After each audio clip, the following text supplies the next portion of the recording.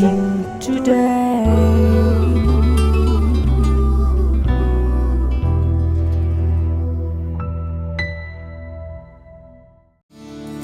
This program is sponsored by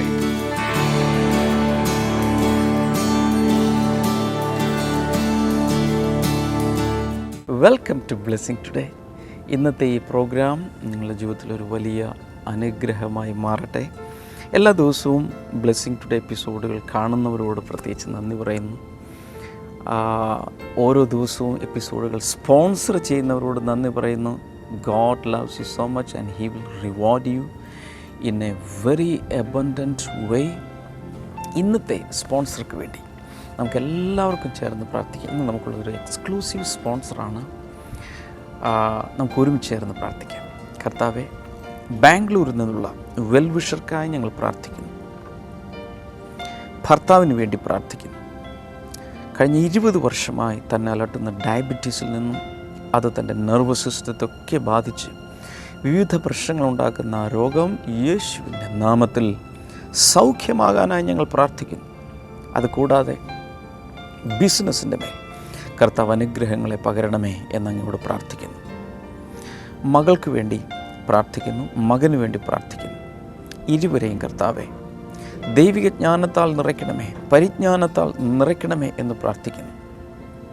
thank you Lord. ദൈവത്തിൻ്റെ ഏറ്റവും അനുസരണമുള്ള കുഞ്ഞുങ്ങളായി ജീവിക്കേണ്ടതിന് കർത്താവ് സഹായിക്കണമേ. അവരുടെ മേൽ ദൈവത്തിൻ്റെ പരിശുദ്ധാത്മാവിനെ ധാരാളമായി പകരുകയും നിറയ്ക്കുകയും ചെയ്യണമേ എന്ന് പ്രാർത്ഥിക്കുന്നു.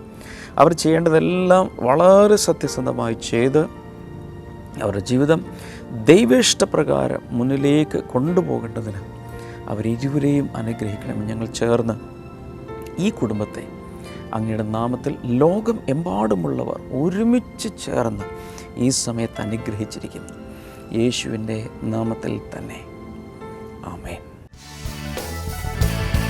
മൈസൂർ ബ്ലെസ്സിംഗ് ഫെസ്റ്റിവൽ നവംബർ 6 വ്യാഴാഴ്ച. സമയം വൈകിട്ട് 5 മുതൽ ശ്രീ ജഗൻമോഹൻ പാലസ്, ദേവരാജ് മൊഹല്ല, ബസ് സ്റ്റാൻഡിന് സമീപം, Mysore. Mangalapuram blessing festival November 7 വെള്ളിയാഴ്ച. സമയം വൈകിട്ട് 5 മുതൽ ഡോൺ ബോസ്കോ ഹാൾ, അമ്പൻകട്ട, ജ്യോതി സർക്കിളിന് സമീപം, Mangalapuram. Kannur blessing festival November 8 ശനി. സമയം രാവിലെ 10 മുതൽ 1 മണി വരെ. നവനീതം ഓഡിറ്റോറിയം, ചിന്മയ ബാലഭവന് സമീപം, കണ്ണൂർ.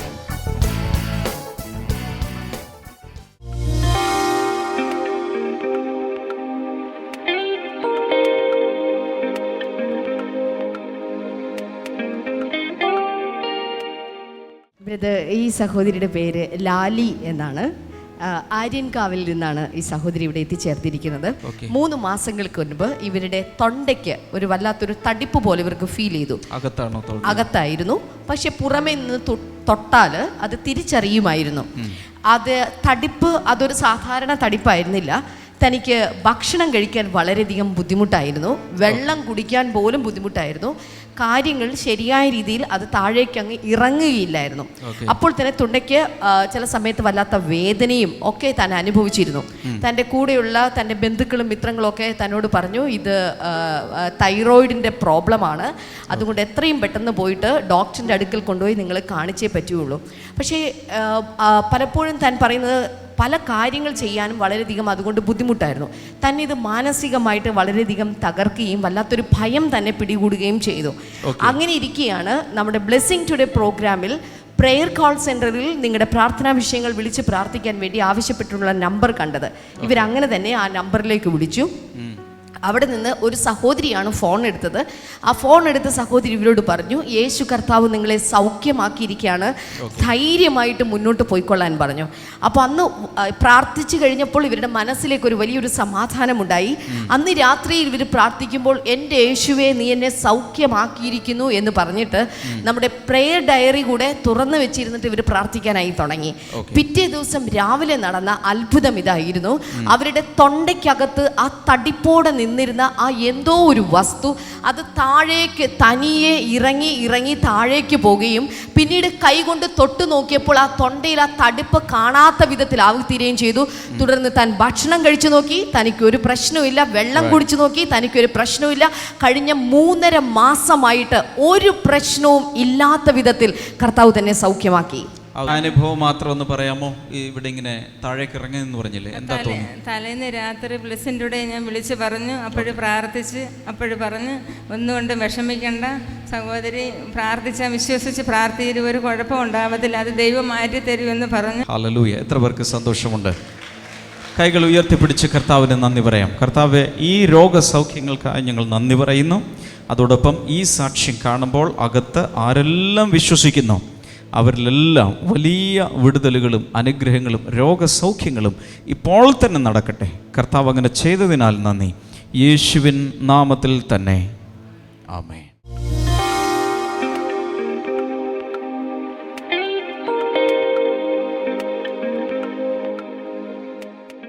ഞാൻ നിങ്ങളോട് സംസാരിക്കുന്നത് റെസറക്ഷൻ ആൻഡ് ന്യൂ ലൈഫ്, പുനരുത്ഥാനവും പുതിയ ജീവനും. ഒരു വചനം നമ്മൾ വായിക്കാൻ പോകുന്നത് യോഹന്നാൻ്റെ സുവിശേഷം 11-ാം അധ്യായം 25-ാമത്തെ വചനമാണ്. John chapter 11 verse number 25. Jesus said, I am the resurrection and the life. He who believes in me will live even though he dies. അതിന് യേശു, ഞാൻ തന്നെ പുനരുത്ഥാനവും ജീവനുമാകുന്നു. എന്നിൽ വിശ്വസിക്കുന്നവൻ മരിച്ചാലും ജീവിച്ചിരിക്കും. സുവിശേഷങ്ങളും അതിനുശേഷമുള്ളതെല്ലാം നമ്മൾ പുസ്തകങ്ങൾ വായിക്കുമ്പോൾ യേശുവിന് പല പേരുകൾ കൊടുത്തിട്ടുണ്ട്. യേശുവിനെ തന്നെയാണ് ക്രിസ്തു എന്ന് വിളിക്കുന്നത്. യേശുവിനെ തന്നെയാണ് ആമേൻ എന്ന് വിളിക്കാറുണ്ട്, ദൈവപുത്രൻ എന്ന് വിളിക്കാറുണ്ട്, മനുഷ്യപുത്രൻ എന്ന് വിളിക്കാറുണ്ട്, ദാവീദ് പുത്രൻ എന്ന് വിളിക്കാറുണ്ട്, അബ്രഹാമിൻ്റെ പുത്രൻ എന്ന് വിളിക്കാറുണ്ട്.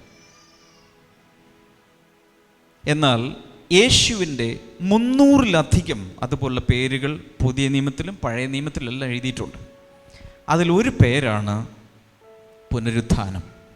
യേശുവിൻ്റെ പേരുകളിൽ ഒന്നാണ് പുനരുത്ഥാനം. യേശുവിൻ്റെ പേരുകളിൽ മറ്റൊന്നാണ് ജീവൻ. I am the way, the truth and the life. യേശുവിൻ്റെ ഒരു പേരാണ് പുനരുത്ഥാനം, യേശുവിൻ്റെ ഒരു പേരാണ് ജീവൻ. യേശു കർത്താവ് ഈ ഭൂമിയിലേക്ക് വന്നത് എന്തിനാണെന്ന് ചോദിച്ചാൽ, ഓരോരുത്തരോടും ചോദിച്ചാൽ പല ഉത്തരങ്ങൾ പറഞ്ഞേക്കും. പക്ഷെ കോമൺ ആയി പറയാൻ പോകുന്നത് എനിക്കറിയാം, പാപികളെ രക്ഷിക്കാൻ വേണ്ടി യേശു ഭൂമിയിലേക്ക് വന്നു. എങ്ങനെയാണ് പാപികളെ രക്ഷിക്കുക? ചുമ്മാ ഒന്ന് സോപ്പിട്ട് കുളിപ്പിച്ച് പഴയതുപോലെ ജീവിക്കാനാണോ? നോ. വലിയൊരു രൂപാന്തരം എല്ലാ പാപികൾക്കും നൽകാൻ. ഉദാഹരണത്തിന് നമ്മുടെ ബ്ലെസ്സിങ് ടുഡേ പ്രോഗ്രാമിലൂടെയും ബ്ലെസ്സിങ് ഫെസ്റ്റിവലിലൂടെയും ബ്ലെസ്സിങ് സെൻറ്ററുകളിൽ വന്നും ഒത്തിരി മദ്യപാനികൾ മാനസാന്തരപ്പെടുന്നുണ്ട്. പലരെയും ഞാൻ ഇതുവരെ കണ്ടിട്ട് പോലുമില്ല, ഞാൻ അവർക്ക് വേണ്ടി നേരിട്ട് പ്രാർത്ഥിച്ചിട്ടില്ല. പക്ഷേ യേശു മദ്യപാനികളെ മദ്യപാനത്തിൻ്റെ ചങ്ങലയിൽ നിന്നും സ്വതന്ത്രമാക്കുന്നു. ഇന്നിവിടെ ഇരിക്കുന്ന ആരെങ്കിലും മദ്യപിക്കുന്നവരായിട്ടുണ്ടെങ്കിൽ കർത്താവ് തീർച്ചയായും നിങ്ങളെയും സ്വതന്ത്രമാക്കുവാൻ ശക്തനാണ്. മാത്രമല്ല യേശുവിന് മനസ്സുണ്ട്. സഹോദരിമാരിൽ കരഞ്ഞ് കലങ്ങിയ കണ്ണുകളുമായി ജീവിക്കുന്ന ഒത്തിരി പേരെ കണ്ടു. കാരണം ഭർത്താവ് മദ്യപാനിയാണ്. എനിക്കൊരു സന്തോഷ വാർത്ത പറയാനുള്ളത്, മദ്യപാനികളെ യേശു ഇന്നും സ്വതന്ത്രമാക്കുന്നു. നിങ്ങൾ വിശ്വസിച്ചാലും ഇല്ലെങ്കിലും നിങ്ങളുടെ ഭർത്താവിനെ മദ്യപാനത്തിൻ്റെ ചങ്ങലകൾ പൊട്ടിച്ച് സ്വതന്ത്രനാക്കി മാന്യനായ നല്ല ഒരു ഭർത്താവാക്കി മാറ്റാൻ യേശുവിന് സാധിക്കും എന്നുള്ളൊരു സന്തോഷ വാർത്ത ഉറക്കെ പ്രഖ്യാപിക്കുകയാണ്. എന്നാൽ യേശുവിൻ്റെ അൾട്ടിമേറ്റ് മിഷൻ എന്താണ് എന്ന് ചോദിച്ചാൽ, പാപികളെ രക്ഷിക്കുക എന്നുള്ളത് യേശുവിൻ്റെ മിഷനാണ്. കാരണം യേശു കർത്താവ് ഇങ്ങനെ പറഞ്ഞു, പാപികളെ തേടി കണ്ടെത്തി അവർക്ക് വേണ്ടി ജീവൻ നൽകി രക്ഷിക്കുവാനല്ലോ അവൻ വന്നത്. അതേസമയം തന്നെ അതാണ് യേശുവിൻ്റെ മിഷൻ. ഇവിടെ വന്നപ്പോൾ യേശു ചെയ്യാൻ ആഗ്രഹിച്ച അതാണ്. എന്നാൽ അതിനപ്പുറത്ത് സകലർക്കും ഒരു പുനരുത്ഥാനം നൽകുവാൻ യേശു ആഗ്രഹിക്കുന്നു. So the ultimate mission of Jesus is giving resurrection to all people, എല്ലാവർക്കും പുനരുത്ഥാനം നൽകാൻ യേശു ആഗ്രഹിക്കുന്നു. അതുകൊണ്ടാണ് ലാസർ മരിച്ച് 4 ദിവസമായി കല്ലറയിലിരിക്കുമ്പോൾ യേശു അവിടെ നിന്നുകൊണ്ട് പറയുകയാണ്, മറിയേ മാർത്തേ, ഞാൻ തന്നെ പുനരുത്ഥാനവും ജീവനുമാകുന്നു. ഹല്ലേലൂയ. മാത്രമല്ല, എന്നിൽ വിശ്വസിക്കുന്നവൻ മരിച്ചാലും ജീവിക്കും. അതുകൊണ്ട് എല്ലാവരും അറിഞ്ഞോ, മരണശേഷവും നമുക്കൊരു ജീവിതം ഉണ്ട്.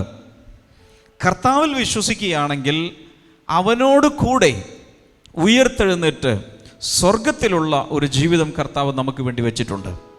അവനോട് കൂടെ അല്ല ഇന്ന് നാം ജീവിക്കുന്നതെങ്കിൽ യേശുവിനെ പിന്നെ ഒരിക്കലും കാണാൻ കഴിയാതെ വണ്ണം നരകത്തിലായിരിക്കും ജീവിതം എന്നും വ്യക്തമായി ബൈബിളിൽ എഴുതിയിട്ടുണ്ട്. എത്ര പേർ കൈകൾ ഉയർത്തി ഉറക്കെ ഹല്ലേലൂയ പറയും? വചനം കുറച്ചുകൂടി ഡീറ്റെയിൽഡ് ആയിട്ട് പഠിക്കുമ്പോൾ വേറൊരു കാര്യം നമുക്ക് മനസ്സിലാകും, എങ്ങനെയാണ് നമ്മളെല്ലാം മരിക്കാൻ തുടങ്ങിയത്. ജീവിതത്തിൽ ഏതെങ്കിലും ഒരു കാര്യം ഉറപ്പുണ്ടെങ്കിൽ അതിലൊരു കാര്യമാണ് മരിക്കും എന്നുള്ളത് ഉറപ്പാണ്. പല കാര്യങ്ങളും നമുക്ക് ഉറപ്പില്ല. പക്ഷേ ഇവിടെ ഇരിക്കുന്ന എല്ലാവരും, ഈ ഞാനും, ഒരു ദിവസം മരിക്കും എന്നുള്ളത് ഉറപ്പാണ്. എബ്രായ ലേഖനം 9:27 വചനത്തിൽ നമ്മൾ കാണുന്നതാണ്, ഒരിക്കൽ മരിക്കുകയും പിന്നെ ന്യായവിധിയും സകല മനുഷ്യർക്കും അവൻ നിയമിച്ചിരിക്കുന്നു.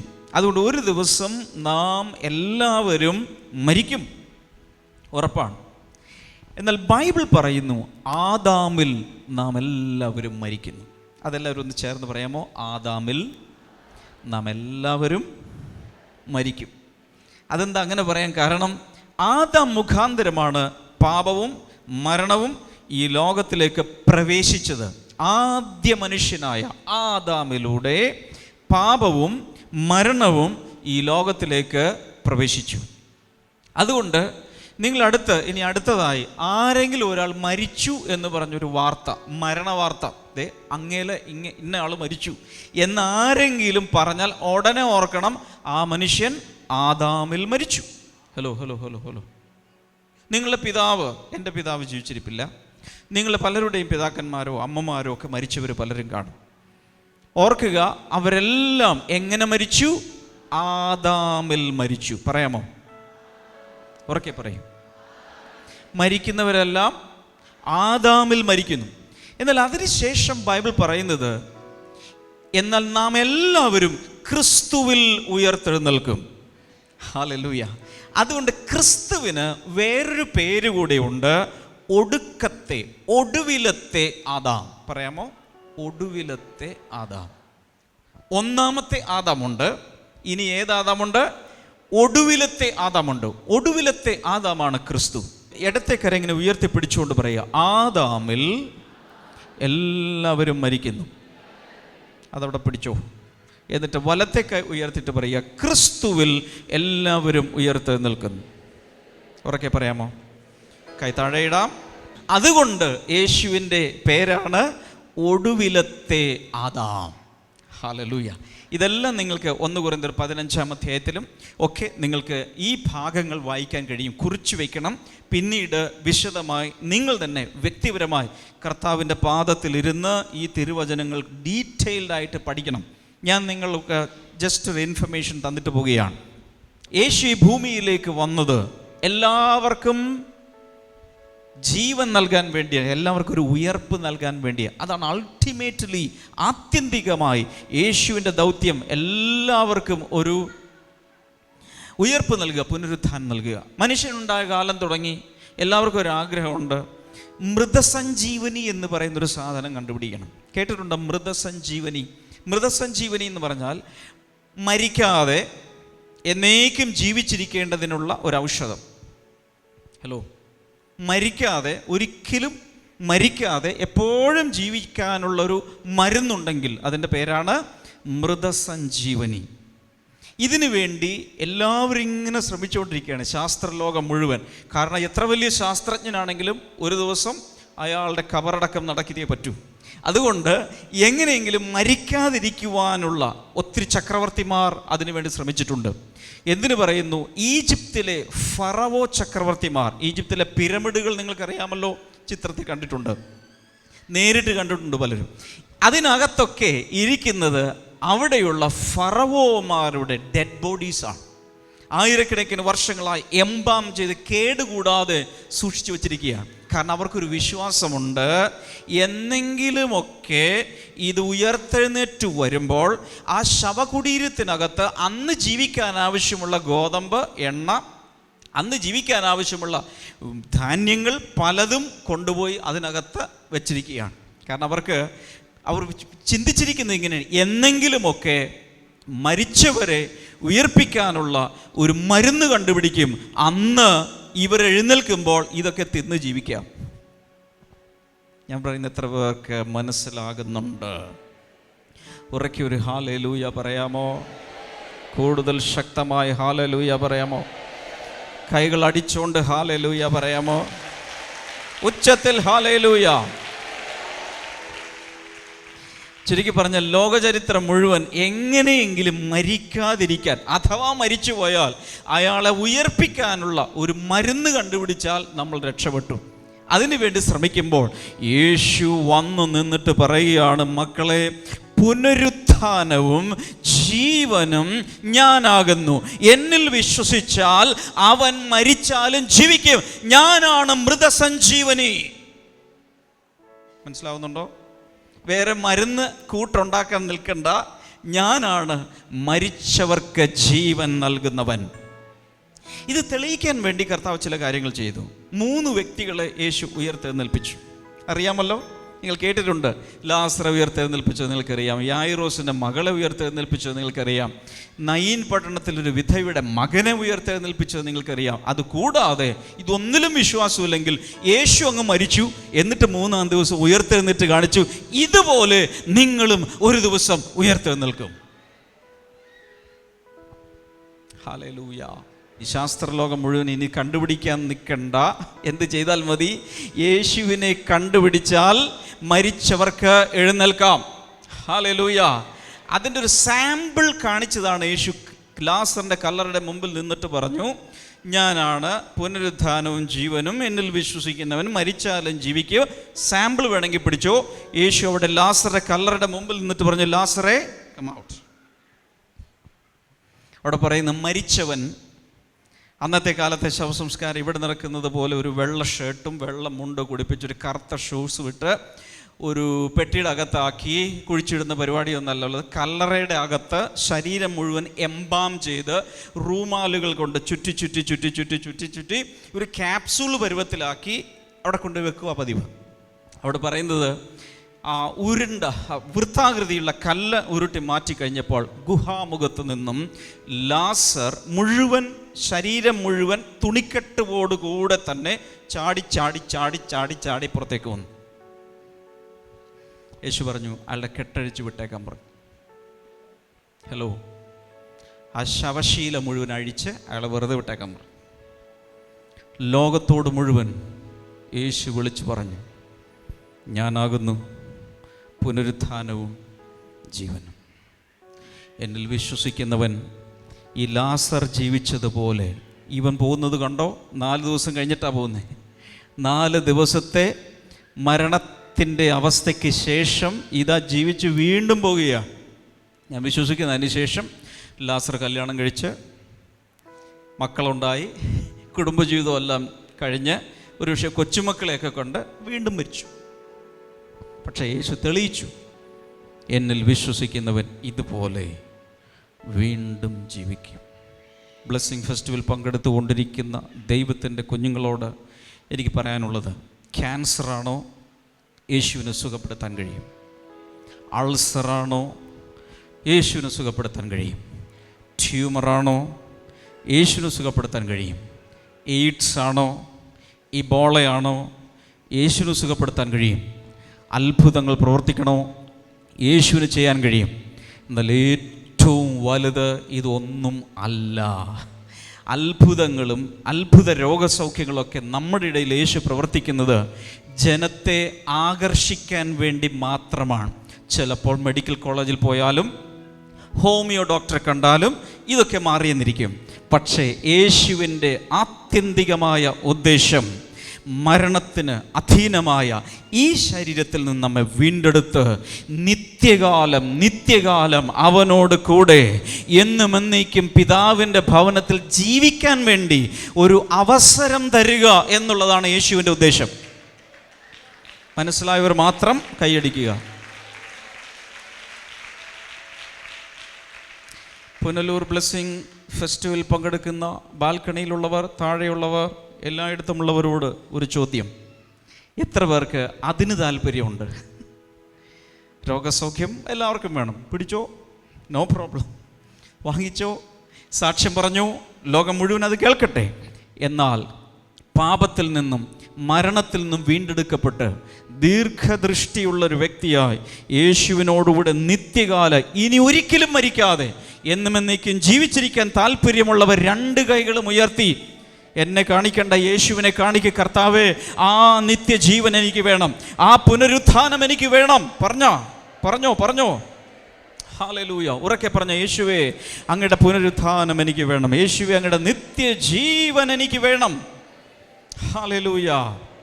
മരണത്തിന് അധീനമായ നമ്മുടെ ശരീരത്തിൽ നിന്നും നമ്മെ വീണ്ടെടുത്ത് അവനോട് കൂടെ എന്നും എന്നേക്കും ആയിരിക്കുവാൻ കർത്താവ് ഒരു കൃപ നമ്മുടെ മേൽ പകരുവാൻ ആഗ്രഹിക്കുന്നു.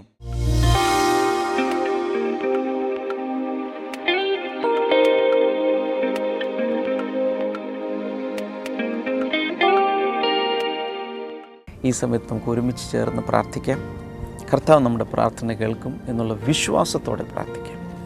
കർത്താവെ, നേരിട്ട് പലരെയും കാണുന്നില്ലെങ്കിലും ഈ സമയത്ത് ഞാൻ ഇവിടെ ഇരുന്നുകൊണ്ട് പ്രാർത്ഥിക്കുമ്പോൾ ദൈവത്തിൻ്റെ പരിശുദ്ധാത്മാവ് സർവ്വവ്യാപിയാകയാൽ എവിടെയെല്ലാം ജനങ്ങൾ പ്രാർത്ഥിക്കുന്നു അവിടെയെല്ലാം കർത്താവിൻ്റെ കരം ചെന്ന് പ്രവർത്തിക്കണമേ എന്ന് ഞാൻ പ്രാർത്ഥിക്കുന്നു. ഇൻ ജീസസ് നെയിം അത് സംഭവിക്കട്ടെ. കിഡ്നികൾ തകരാറിലായ ചില വ്യക്തികളെ കർത്താവ് ഈ സമയത്ത് സൗഖ്യമാക്കുന്നു. 2 കിഡ്നികളും ഒന്നുകിൽ പ്രവർത്തിക്കുന്നില്ല. ഒരുപക്ഷെ ഡയാലിസിസോ ട്രീറ്റ്മെൻറ്റുകളോ നടക്കുകയായിരിക്കാം. കിഡ്നി ട്രാൻസ്പ്ലാന്റേഷന് വേണ്ടി ഒരുപക്ഷെ തയ്യാറെടുക്കുകയായിരിക്കാം. അല്ലെങ്കിൽ കിഡ്നികൾ പൂർണ്ണമായും വർക്ക് ചെയ്യുന്നില്ല. യേശുവിൻ്റെ നാമത്തിൽ കിഡ്നി സ്റ്റോൺ യേശുവിൻ്റെ നാമത്തിൽ ഏതായിരുന്നാലും ഒരു വലിയ വിടുതൽ കർത്താവെ അങ്ങ് കൽപ്പിക്കുന്നതിനാൽ നന്ദി പറയുന്നു. In the name of Jesus അത് സംഭവിക്കട്ടെ.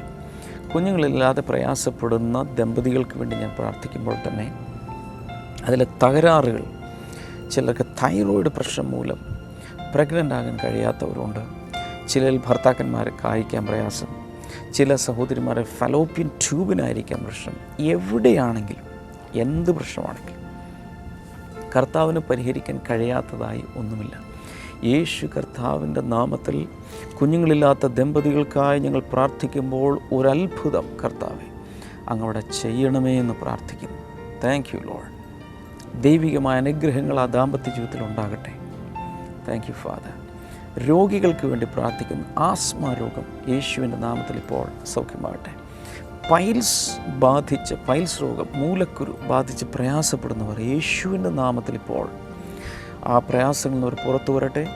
അതുപോലെ ചില സഹോദരിമാരിലുള്ള ബ്ലീഡിങ്, നിലയ്ക്കാത്ത ബ്ലീഡിങ്, യേശുവിൻ്റെ നാമത്തിൽ അത് ബ്രേക്ക് ചവിട്ടി ഒരു വണ്ടി നിൽക്കുന്നത് പോലെ അതവിടെ നിൽക്കട്ടെ. ഇൻ ജീസസ് നെയിം അത് സംഭവിക്കട്ടെ. ക്യാൻസർ രോഗം ബാധിച്ച ഏത് രീതിയിലുള്ള ക്യാൻസർ ആയാലും കർത്താവിന് സൗഖ്യമാക്കാൻ കഴിയും. വിശ്വസിക്കുക. യേശുവിൻ്റെ നാമത്തിൽ അത് സംഭവിക്കട്ടെ. Thank you Lord. In Jesus name. അതുപോലെ കൈയുടെ ഈ ഭാഗത്ത് വല്ലാതെ പെയിൻ മൂലം പ്രയാസപ്പെടുന്നവർ യേശുവിൻ്റെ നാമത്തിൽ ഇപ്പോൾ തന്നെ സൗഖ്യമാകട്ടെ. ആർത്രൈറ്റിസ് സൗഖ്യമാകട്ടെ.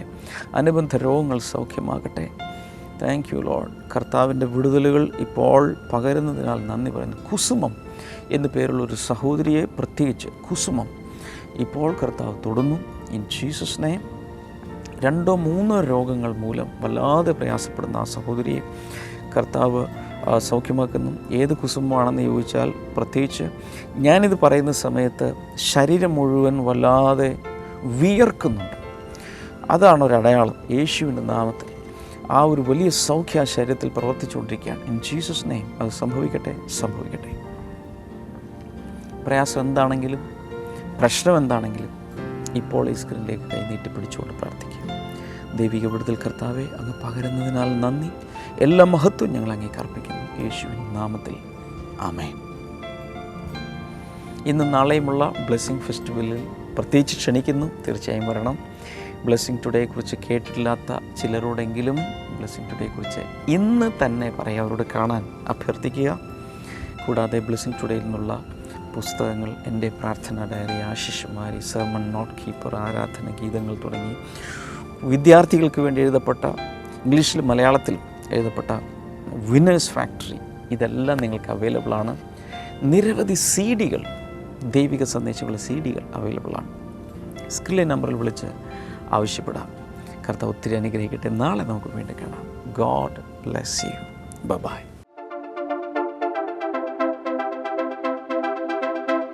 ഇന്ന് ഞാൻ നിങ്ങളോട് സംസാരിക്കുന്നത് മെയ്ഡ് എലൈവ് വിത്ത് ക്രൈസ്റ്റ്, ക്രിസ്തുവിനോടുകൂടെ ജീവിപ്പിക്കപ്പെട്ടവർ.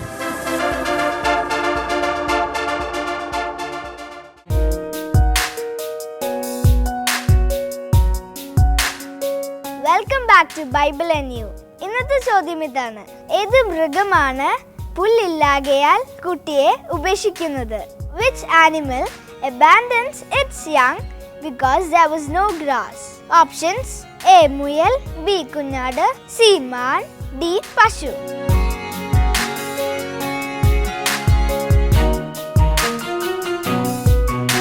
നിങ്ങളുടെ ഉത്തരങ്ങൾ 9645221221 എന്ന നമ്പറിലേക്ക് SMS ചെയ്യുക. ചെയ്യേണ്ട format BT space ABC or D space നിങ്ങളുടെ പേരും പൂർണ്ണ മേൽവിലാസവും. ശരി ഉത്തരങ്ങൾക്ക് സമ്മാനം നൽകുന്നത് OM ബുക്സ് ആണ്.